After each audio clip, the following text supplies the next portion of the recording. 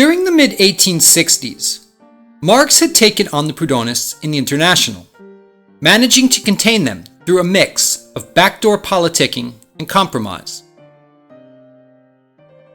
If Marx and Engels counted this as a victory, it was a momentary one at best. As the decade progressed, it was evident that further challenges lay ahead. The International was an assemblage of leftist groups and factions, making it a forum for the sharp ideological battles that often divided radicals.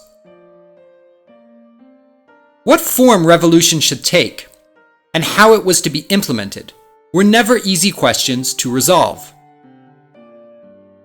Marx may have had his own opinions on these issues, but they were not shared by all, and in the late 1860s, these questions would once again come to the surface as Marx and his supporters attempted to shape the agenda of the IWMA. Yet unlike in the past, Marx was going to have to confront one of the most notorious revolutionary activists of the 19th century, the anarchist par excellence, Mikhail Bakunin.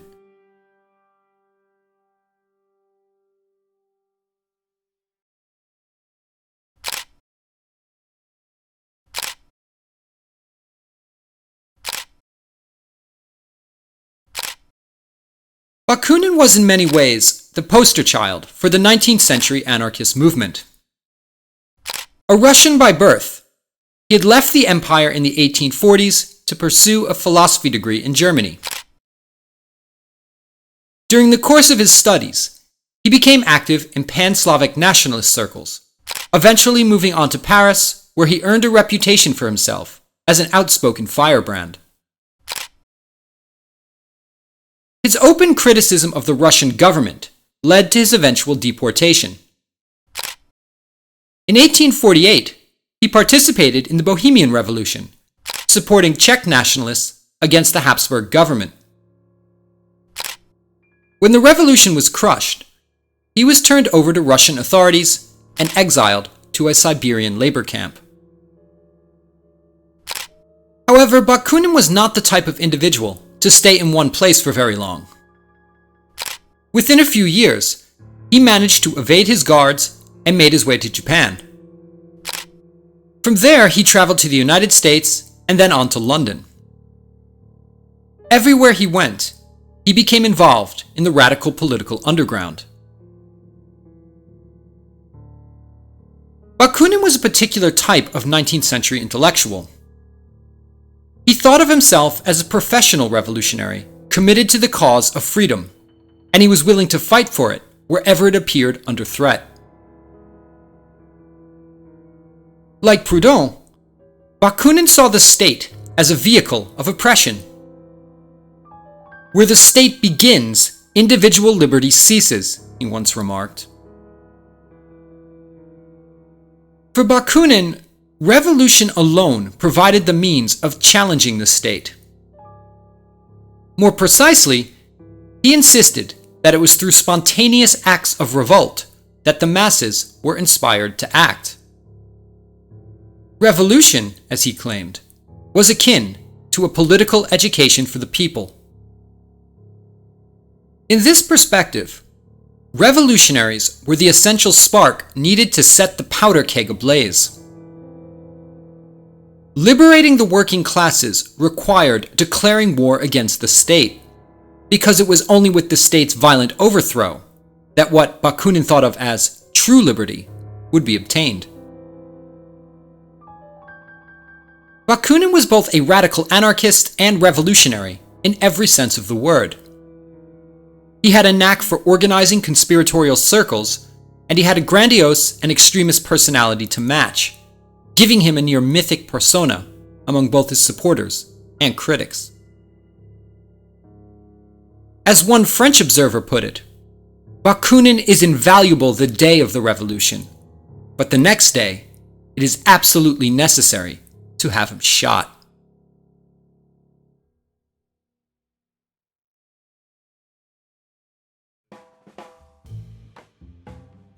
By the mid-1860s, Bakunin was residing in London, living among the circles of political exiles that had settled in the metropolis after 1848. In addition to Russian émigrés like Herzen, Bakunin socialized with nationalists, communists, and anarchists, oftentimes becoming embroiled in fierce political disputes with them. Moving within these exile circles, Bakunin came to know Marx in both a personal and professional capacity. While he could appreciate Marx's activism, he complained that Marx himself was too authoritarian and controlling. He was likewise skeptical of his entire revolutionary philosophy. As Bakunin saw it, Marx wanted to turn workers into theorists, not teach them to revolt. Finding few prospects in the English capital at this time, Bakunin decided to head back to the continent, taking up residency in southern Italy. In Naples and Sicily, he attracted a small group of Italian radicals and former Carbonaros. Soon enough, he molded this group into a quasi-conspiratorial organization, branding it an International Alliance of Socialists. Despite its name, the alliance was composed of only a few Italian adherents at this time. However, Bakunin was consciously sending a message to organizers back in London. His international was to be independent from Marx and the trade unionists, and for good reason. As he explained, "I am not a communist, because communism causes all the powers of society to be swallowed up by the state." For Bakunin, it was essential to destroy the very instrument of power, the state. Once this was achieved, government would be replaced by the free association of labor and by self-governing cooperatives, a model of organization that would soon be labeled as anarchist collectivism. These ideas took root among Italian radicals who began forming a genuine Bakuninist movement in the peninsula. But they also found an audience elsewhere, most prominently in Spain, where an evolving political situation was providing fertile ground for Bakunin's style of revolutionary activism.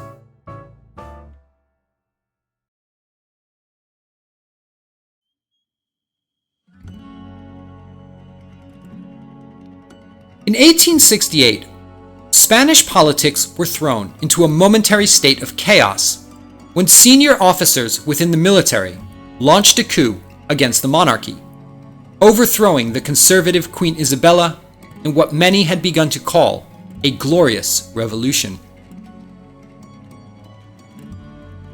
The coup was supported by liberals who hoped to form a pliant constitutional regime that would be conservative but not absolutist. Democratic Republicans, on the other hand, remained very skeptical of this so-called glorious revolution, preferring instead to dispense with monarchy and military rule outright. These tensions set the stage for a brewing conflict between royalists and republicans, but it also opened up opportunities for worker radicalism as well. Catalonian artisans in Barcelona began organizing, and by 1870 had managed to create the Federación Regional Español, a national umbrella organization claiming to represent all Spanish workers. While this development was comparable to other worker movements taking shape across Europe during this period, there was one unique element in the federation. It was French and Italian Bakuninists with ties to the International Alliance who helped organize it. So-called aliancistas were committed anarchists loyal to Bakunin and his ideas. The organization of the Federation was telling. It was organized around local unions and labor groups. Worker control from the bottom was its operating policy. The movement did not possess a strong central authority to guide it, leaving it decentralized and thoroughly democratic. Anarchism had a political appeal among Spanish workers, but its popularity also had much to say about the particular social situation in Spain at this time. Spain was primarily rural. In the countryside, there were legions of landless peasant laborers, or braceros, who proved to be a hotbed of radicalism. Realizing this, Bakunin and his agents actively worked to reach out to rural peasants and draw them into the movement. While Marx consistently placed his hopes in an industrial proletariat, anarchism planted roots in peasant communities and gained popularity in places such as Italy and Spain with large agrarian labor sectors. At heart, anarchism had a populist element to it. Revolution required a mass uprising, Bakunin believed, and mass uprising was only possible if the peasants could be encouraged to find common cause with workers and radicals. This philosophy did not, however, preclude organizing a core of dedicated revolutionaries. In fact, this too was essential. Revolutionaries were, after all, needed to generate the spark that would ignite the revolution. And to this end, the International Alliance assumed a role as a conspiratorial society bent on fomenting revolt and political violence wherever it could.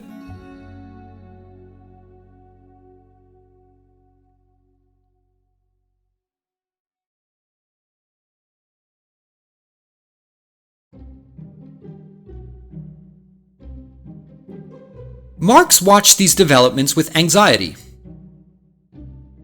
Bakuninists participated in the International, but their loyalty was hardly to London.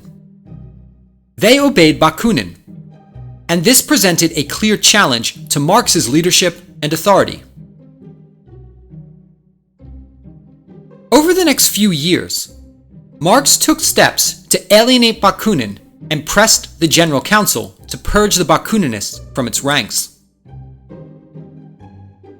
He labeled the International Alliance a secret organization within the IWMA, something that went against the rules of the General Committee. A split between Marx and Bakunin was inevitable, and by 1872, tensions became so deep that Marx had the Bakuninists expelled from the International. This gesture appeared to confirm the charges of communist authoritarianism consistently levied by anarchists. Marx fired back, accusing the alliance of seeking to replace the General Council with a personal dictatorship.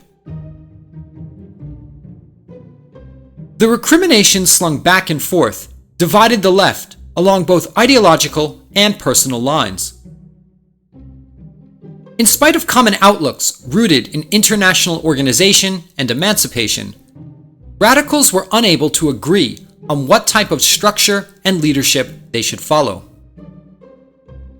The commanding personalities of leaders like Marx and Bakunin, moreover, did nothing to paper over these divisions.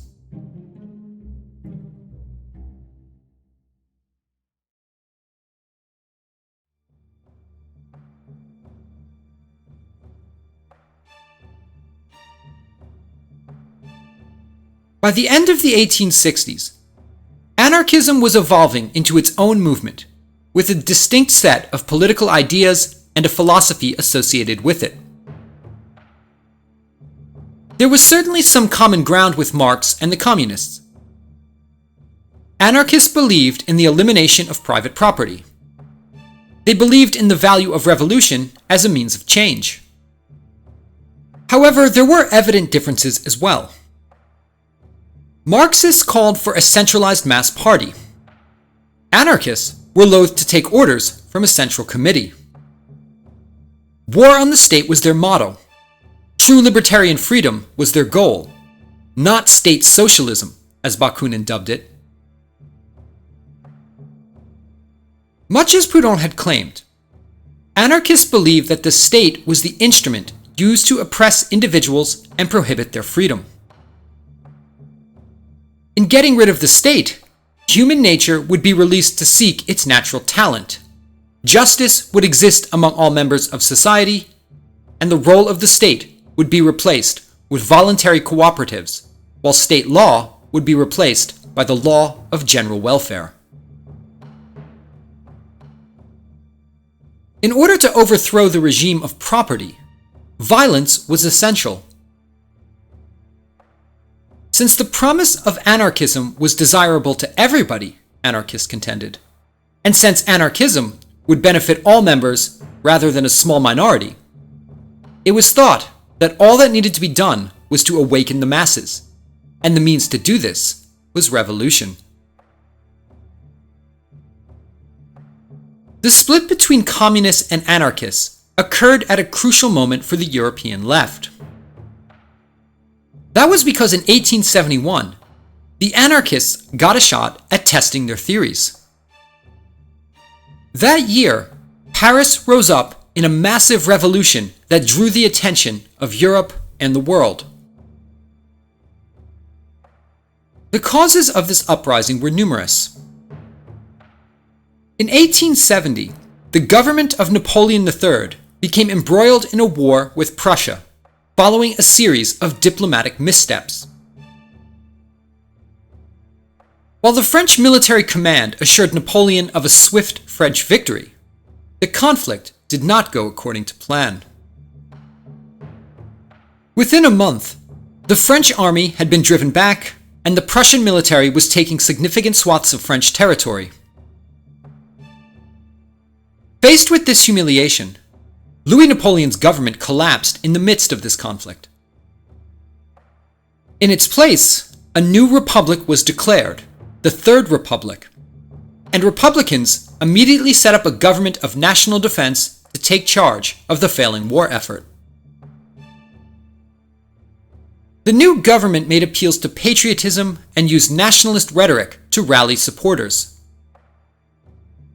By all expectations, Republicans were attempting to duplicate the heroic wars of the French Revolution nearly a century before, when the people rose up in the Levée en masse and expelled the invading German forces. However, 1871 was not the French Revolution. Republicans may have preached war to the end, but in reality, they were fighting a losing cause. And as the weeks wore on, this became evident. The German military was better prepared and highly disciplined.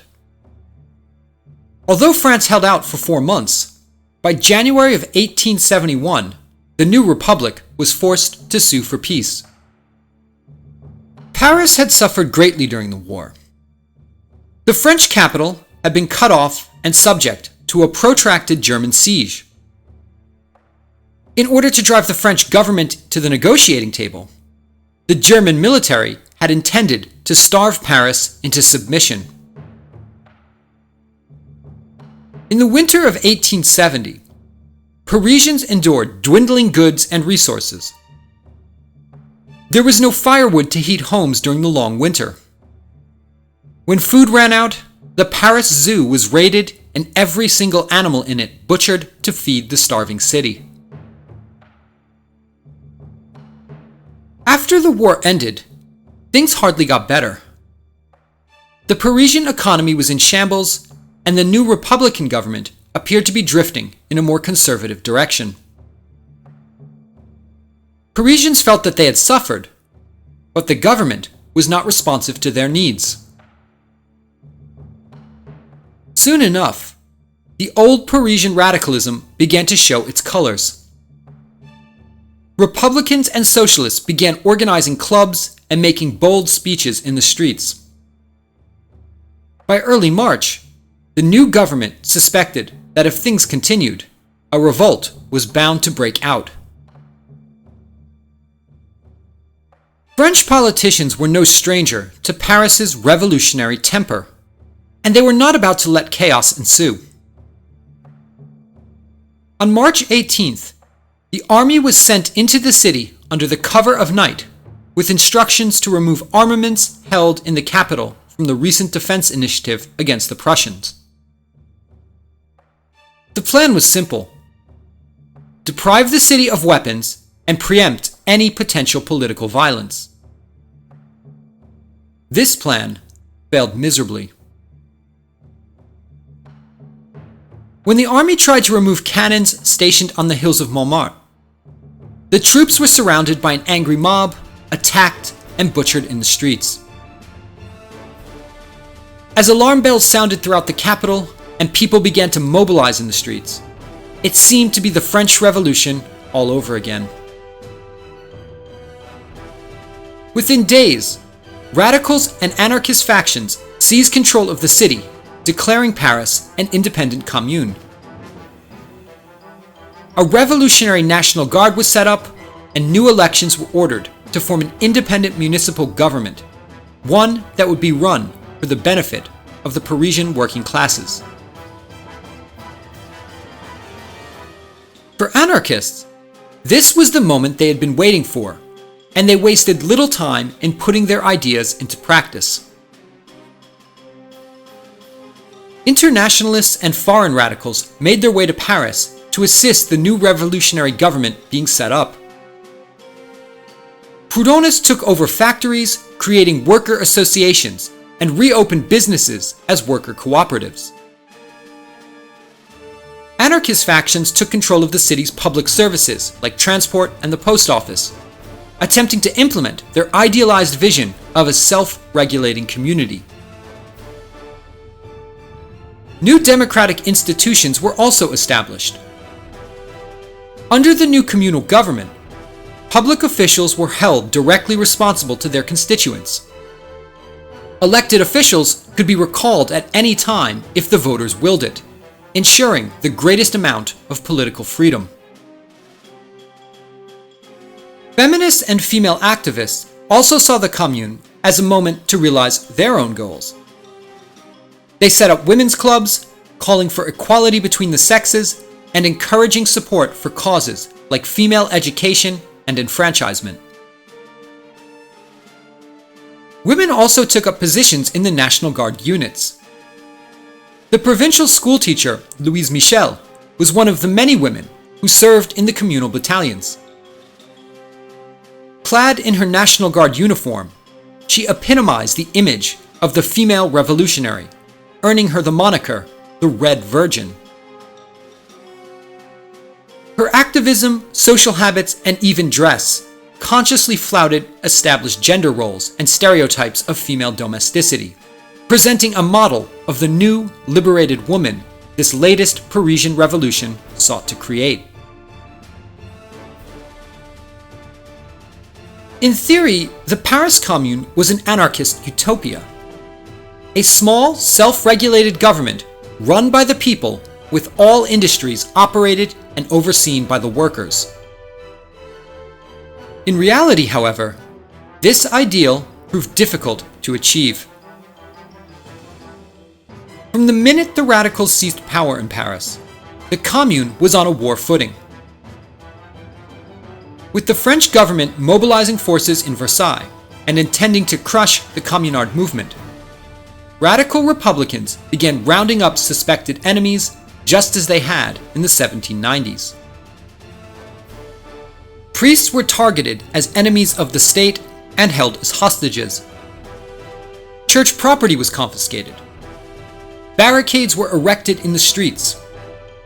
Public monuments depicting Napoleon or kings were vandalized and destroyed as monuments to tyranny.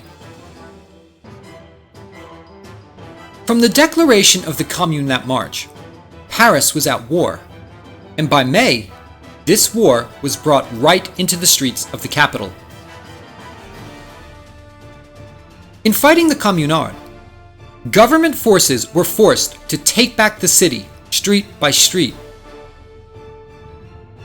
The so-called Bloody Week of May saw the wholesale slaughter of the radicals, as Paris was bled white, according to the writer Edmond de Goncourt. In turn, radicals responded by executing priests and political prisoners, burning down any buildings they were forced to abandon, and unleashing a violent reign of terror. This violent civil war culminated in the Père Lachaise cemetery on the 28th of May, when the victorious government troops forced the last pockets of resistance to surrender. Upon giving themselves up, some 150 National Guardsmen were led unarmed into the cemetery, lined up against the wall, and summarily shot. By the conclusion, approximately 10,000 Parisians had been killed. The city itself was in ruins, while radicals had fled into exile or been executed. Once imagined as an anarchist utopia, the Commune had quickly become the latest traumatic episode in France's tumultuous revolutionary history. In the aftermath of war, foreign occupation, and a brutal civil conflict, Republican elites had to wonder whether the nation could ever be rehabilitated, or whether the ghosts of 1789 and the terror would perpetually haunt the country, leaving a toll of death and carnage in its wake.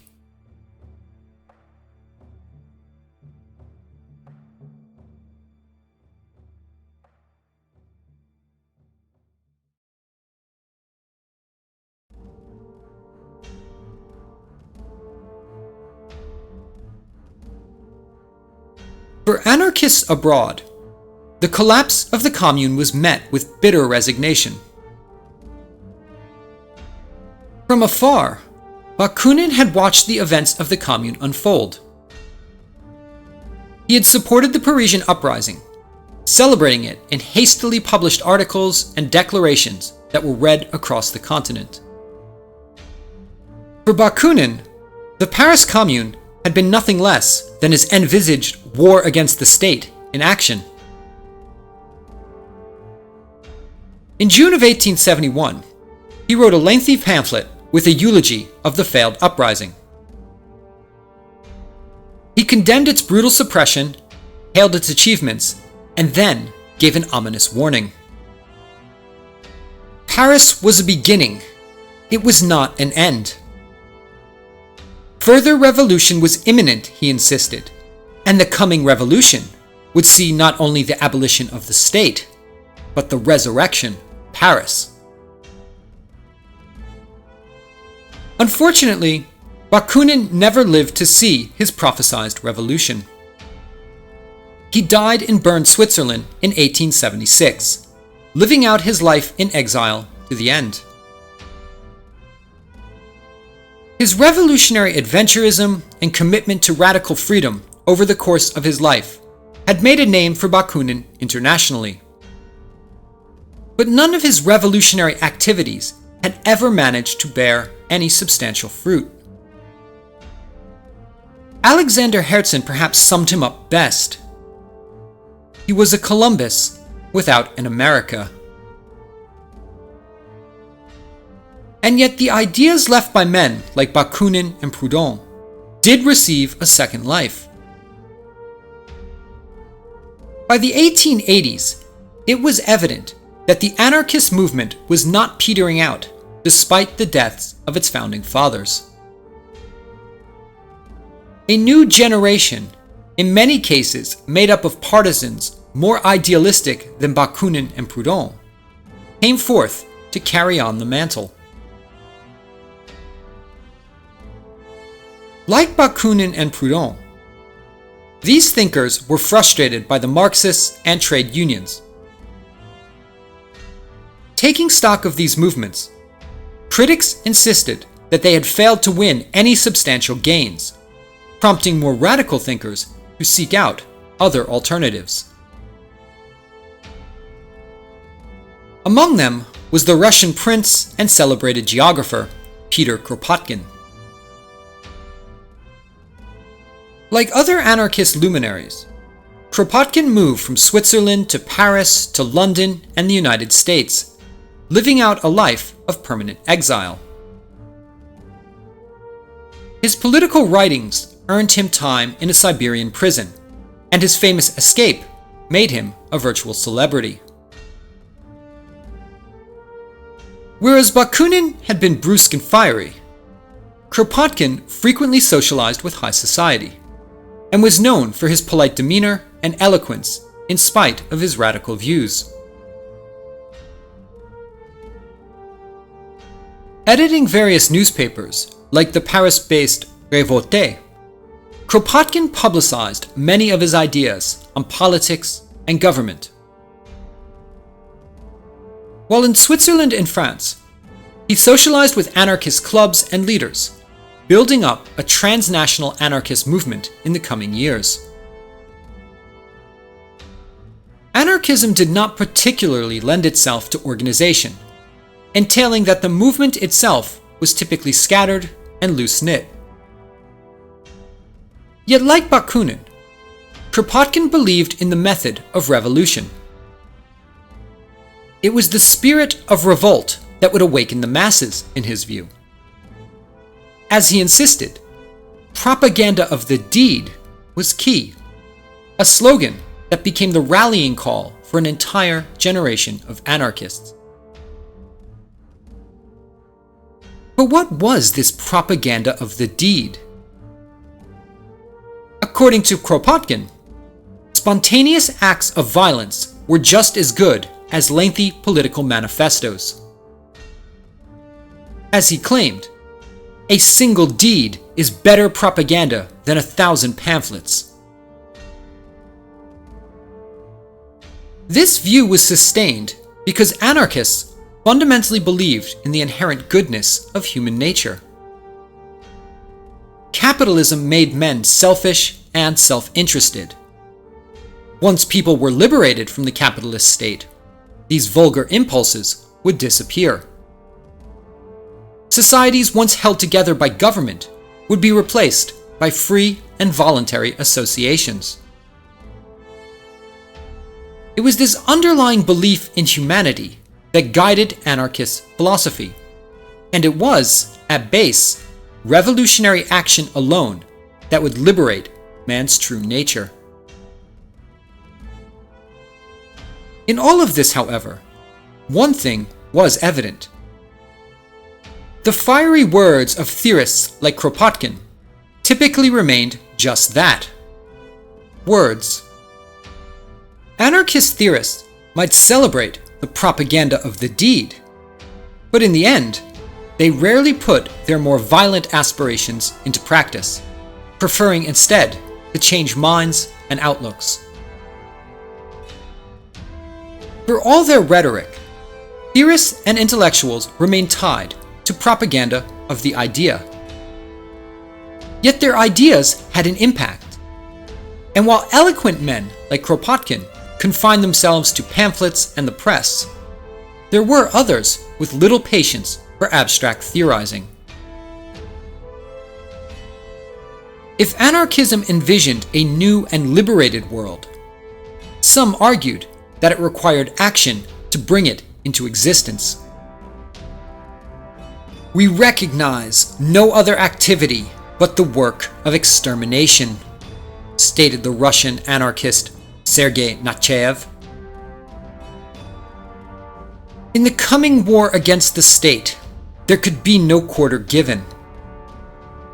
For anarchist militants, extermination and destruction were the operative methods, giving rise to a new form of revolutionary activism that would prize extreme forms of violence and terror in the pursuit of human freedom.